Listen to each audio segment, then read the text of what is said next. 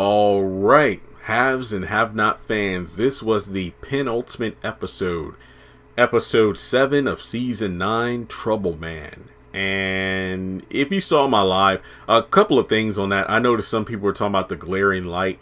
Those were ceiling lights. Unlike my apartment, there are actually lights in the ceiling where I'm not using a lamp. So I guess because the walls are painted blue, the light actually bounced off, and that's why it looks like there's a huge glare. I apologize for that.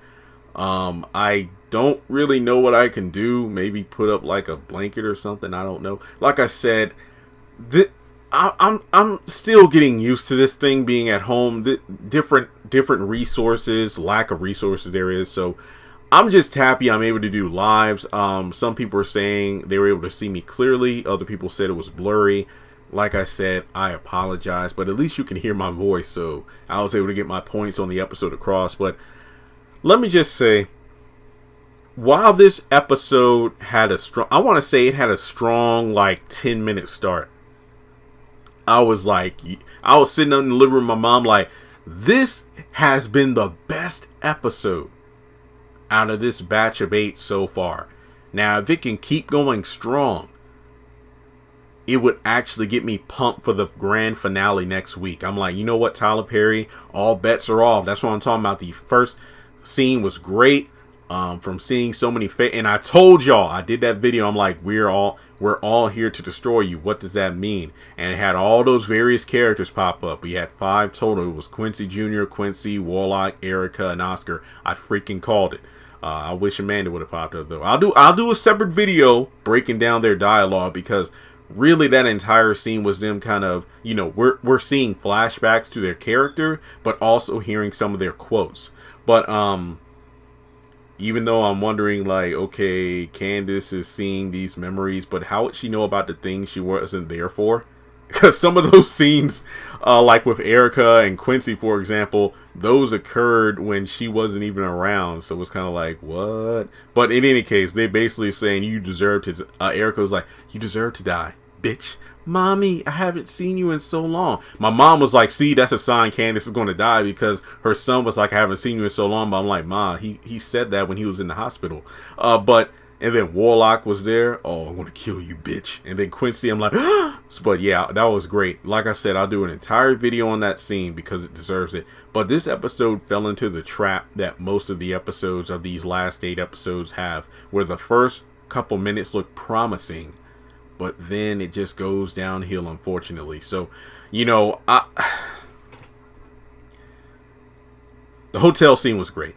Candace, you know, was calling out for Benny. Benny came in to wake her up. She doesn't want to talk about the nightmare. It's like, where you been, Benny? I was at that girl's house. So Benny was able to make it from Rihanna's unscathed. Nothing happened to him yet. I don't even know how to talk about the episode in order. But in any case, we spend a lot of time at David's house due to the fact that, you know, Wyatt is being restrained by Leo and almost breaks his damn wrist, but he's able to get him in handcuffs because it turns out, I think Leo said he's actually a cop too, and they were able to put him in a chair. Like, Madison's like, I'm going to call the police, and David's like, no, I'm calling his father. I ain't gonna lie, if I were Madison, because it looked like in one scene he stepped outside, but I think that's when he just went to get the chair so Wyatt could be sat down with the handcuffs on. I would have called the police, because David, you weren't the one that got choked down, stripped of your clothing, and Wyatt's a prisoner. So in any case, you know, Wyatt, he gets a bit annoyed, and I think for once I liked Wyatt because he was speaking for the audience, since Madison noticed that Leo's wrist was red, and he checked it out to make sure he was okay, and it's like, you know, hey, it was almost broken. And then Jeffrey's like, he's a grown man, he knows what he's doing. It's like, Leo, you know where the kitchen is, you know, you can put some ice on it. And then Madison's like, what was that, Jeffrey? Are you jealous? And it's like, Jeffrey, this is not the time for that. And then Wyatt's like, I don't want to hear any of this. So from there, you know, Leo gets the ice for his wrist. And unfortunately for him, we go and see that Veronica is outside. So Veronica is out there with William. And this is like, going back to the previous episode, I'm like, this is why the scene at the gay club needed more context. Like, Veronica should have just told William to come with her, but I'm assuming that she got the DNA or something without anybody knowing it. I don't know. But in any case, she got the DNA test results because I was shocked that William was in the car with her. And my mom and I, we were laughing because William, in the gay mannerisms, we were laughing because from time to time, Jeffrey would do those kind of same things, like the way he would kind of go, or, roll his eyes or whatever. William did the same stuff. And it's David, Jeffrey, and Leo. And what could have been a good scene turned into very repetitiveness. It was very repetitive. Jeffrey, go in the house. No, come meet your daddy. Your real daddy. Jeffrey, go in the house now. The thing that made this scene worth it was when this fool Veronica pulled a Mr. Brown. This is your real daddy. Come meet your real daddy. I was like, she was trying to do a Mr. Brown impression, and the fact that I was losing it, it reminded me of If Loving You Is Wrong, when Alex took Eddie's police car and then he tried to call it in, and then he tried to blame it on like 3 big black dudes, but it was really just Alex. Like, yeah, or 3 or 4 black dudes, real tall, looking big like Tyler Perry. And I remember losing my mind over that. It kind of gave me that same feeling.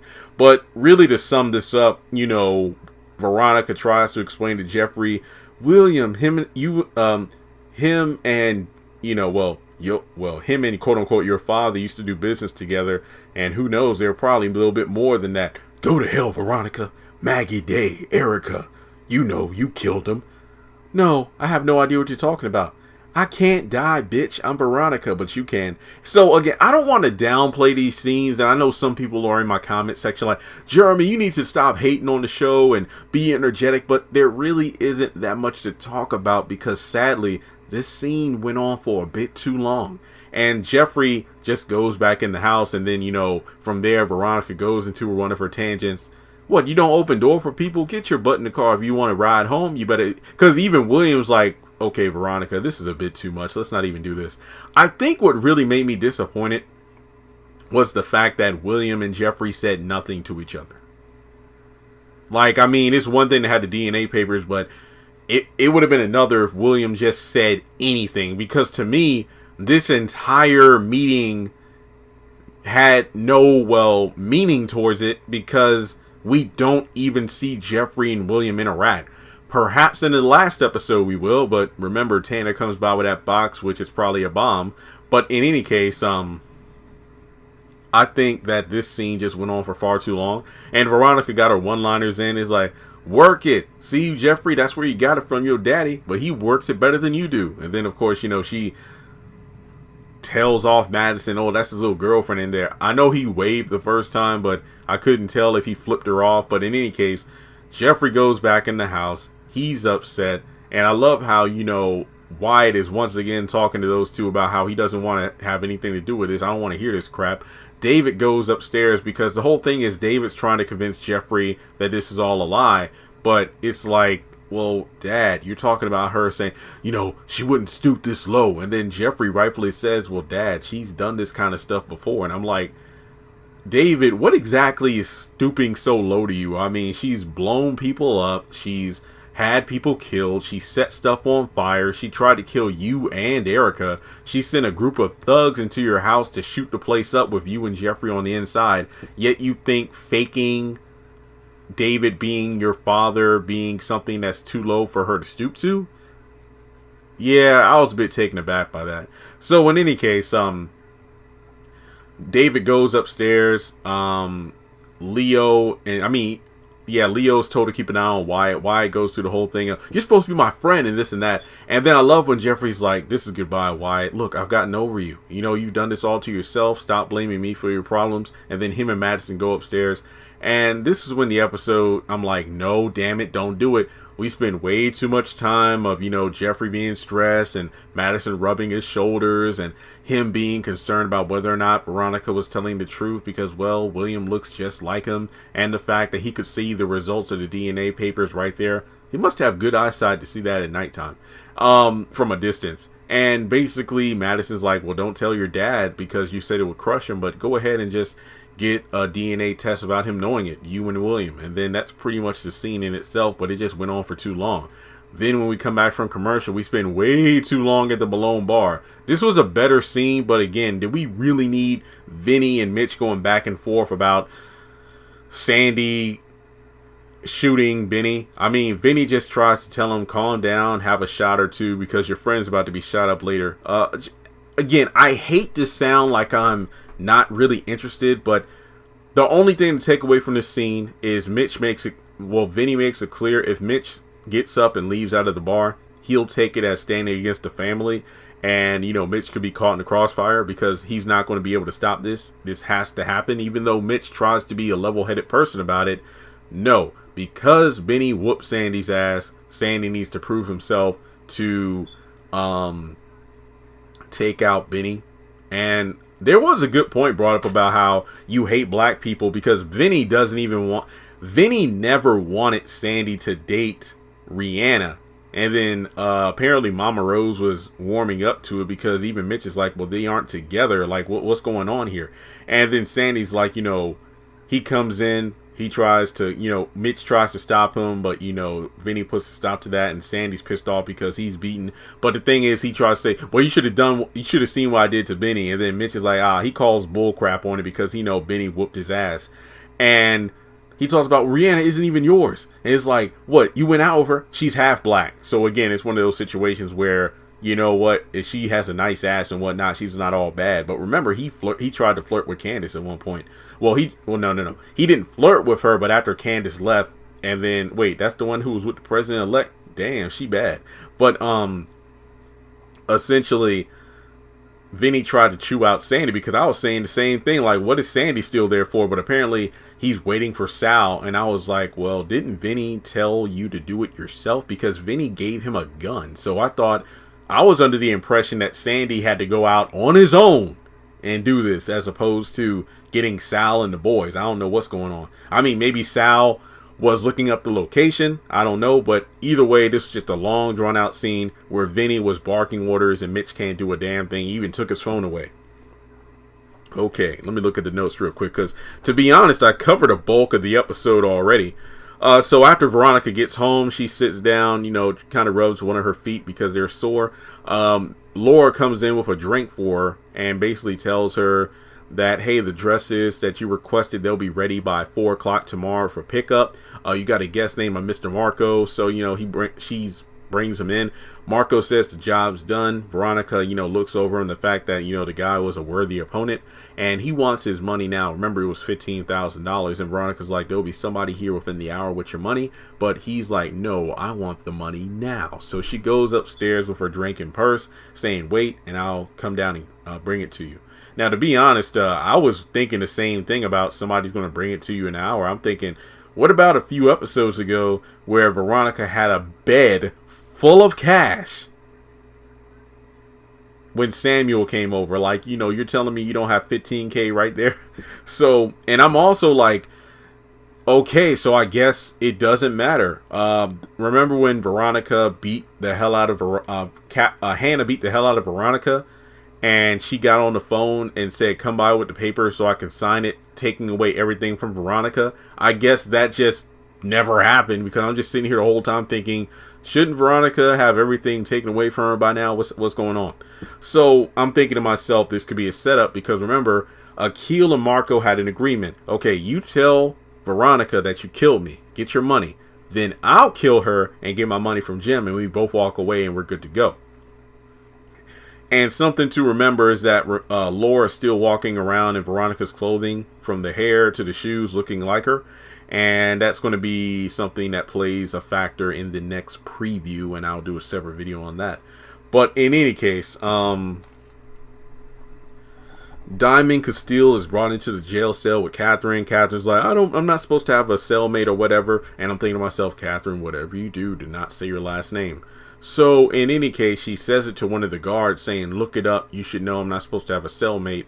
And then Diamond makes her presence known because, oh, I know who you are, Catherine Cryer. And, of course, this is a relative of little Lizzie. Now, the question is, it went from you're going to be my bottom bitch to I'm going to beat your ass. So, we'll have to wait and see what happens in the next episode. And again, I know it seems like I'm just brushing over scenes, but nothing really happened. This is all set up. So let me see what else goes on here. I'll get to the baby stuff in a minute, but Wyatt is restrained and Jim comes over and basically he's going back and forth with Wyatt because he tells Wyatt, "You're coming home with me," and I'm like, no the hell he ain't. But then it turns out that this was a choice, back to what he said in the hospital. What happened to "I love you, Dad" and everything? You said you would go to rehab. It was either rehab or jail. So when Jim tries to get Wyatt to get up and leave, Wyatt tries to fight him, and then all of a sudden he just faints, passes out, and he loses his pulse. Leo checks it and tries to resuscitate him. Thankfully, Madison comes downstairs to try to do the same thing, which harkens back to when he tried to save Justin at the beginning of the season after he burned himself up. And Leo calls 911, and they have to back Jim up because, he can't be crowding. And Jim is like, "Where the hell's the ambulance?" I'm like, Jim, Leo just called the ambulance 10 seconds ago. But remember, throughout the episode, they were like, "You got to let me out of here. My dad's going to kill me." "He's not going to kill you." And I'm thinking to myself, yeah, that's foreshadowing right there. Just like when I mentioned Jeffrey telling Wyatt, "Goodbye, Wyatt." I'm like, oh, that's going to be the last time you talk to him. And it turns out it most likely was, because it seems like they're trying and trying and trying, but they aren't able to bring Wyatt back because of the fact that Madison's like, man, if he took all those drugs he stole from the hospital, he's in trouble. Because Jim was like, "What happened to the drugs, Wyatt?" And I'm thinking to myself, Wyatt is acting quote unquote normal / sober, just agitated as always, despite the fact that he did all those pills and drugs. I believe he even did some of the coke that Broderick had. So he took all those pills, he did all that coke, and he drank all that alcohol. And he was able to just soberly drive over to David's house and pretty much act normal. But then all of a sudden, when he gets into a struggle, he passes out and loses a pulse. So a lot of people are like, well, Jeremy, it could have been like a delayed side effect of the drugs and whatnot. But again, I'm no expert in being an addict or drinking and whatnot or pills. But you would think it would have been like that somewhat. So for him to just randomly lose a pulse, I'm like, oh, we're really going there. All right, so Jim is freaking out over the whole thing. And let me see. I think the last thing to talk about is the fact that Hannah gets home and meets, is it Tanisha, right? Tanisha. Basically, she's a girl from Benny's past that hooked up with her at a club or something along those lines. And Benny has no recollection of it because she's rather vague on the details. Like, hey, I'm glad I found you. Benny Young. I knew him back in the day. Does he live here? Do you know when he's going to be home? And it's like, can I have his number? But Hannah's, she's rightfully cautious. It's like, well, hey, instead of giving him the phone number, how about, instead of giving you his phone number, how about I call him and, we'll communicate that way. Because you got to be careful who you give your information out to nowadays. So she calls and then gives the phone over to her and just says, "And let me take this beautiful bouncing boy." I mean, the boy looked like Benny. So basically she gets on the phone and Benny's like, I don't know who you are. I don't even remember you. What the hell are you talking about? You got the wrong guy. And Hannah takes the phone like, "Boy, bring your ass down here right now." So they get off the phone and Benny's just telling Candace this entire thing. And I was thinking to myself, Candace is the last person to tell somebody about safe sex or wrapping it up, considering her entire past. But at the end of the day, she was like, "Benny, I tried to tell you." It's like, your pull-out game ain't that strong. So they decide to go over to the house at some point. But before that, he gets that threatening call from Sandy saying, "Come outside." And it's like, you know who this is. And then Benny's like, "Well, I'm staying put." "Fine, then I'll have to do what I got to do." And it turns out he looks out the window and is like, wait a minute. He's not there. So he must be at Mom's house, because Hannah actually invited Tanisha or Tiana into the house with the baby to wait for Benny to get there. And the end of the episode is a minivan. I mean, the Malones in a minivan. What? They just roll by and shoot the place up. I guess this was a nod to what Vinny told Sandy to make it bloody. So they shoot the place up and then drive off. My biggest issue is nobody thought to shoot upstairs. I get it though. They were in a vehicle on the street, so I guess shooting upward into a upper level part of the house probably wouldn't have hit anybody. But I mean, you just shot up the lit windows and drove off, yet you didn't stop to think, what if our target was upstairs? So that was the episode, Trouble Man. Like I said, 6 out of 10. Like, it had a strong start, but then we got into that repetitiveness that Tyler Perry likes to do so much, and that really slowed the episode down. This really didn't get me pumped up for the finale. I'll do a separate video on the baby because I just don't like the idea of a new character being shoehorned in so close to the very end of the series. Because who's to say she didn't die in the shooting and Hannah's left with a grandbaby? Or a situation where it's like, okay, I'm going to assume Colby is dead, because the fact that it seems the next episode, again, unless we get an epilogue or time skip, we're not going to move past the last day. Somebody brought up in the live stream that these last 8 episodes haven't even covered the time span of like a full day yet. And I'm like, shit. So I'm going to assume he eventually died from his injuries and whatnot once he was dragged away by Tanner and his crew. So, yeah, the first scene when Candace was having a nightmare, obviously my favorite part of the episode. But yeah, once we got to Jeffrey and Madison and somewhat in the Veronica, William, David, Jeffrey, and Leo scene, things really dragged out. But next week is it. That's it. I've already got the notes for my trailer breakdown. I might record that later, or I could just do it now because there's so much I want to talk about. So expect a lot of have not content over the next week. But that's really all I got to say. Let me know your thoughts in the comment section below. Do you think the episode was good? I think it was no doubt the best we've gotten of the final 8, but the bar was set so low. But either way, this episode could have been way better than what it was. But thanks so much for tuning in. And if you want to donate to the channel, guys, make sure you do so on PayPal or Cash App. Thanks so much for tuning in, and I'll talk to you soon.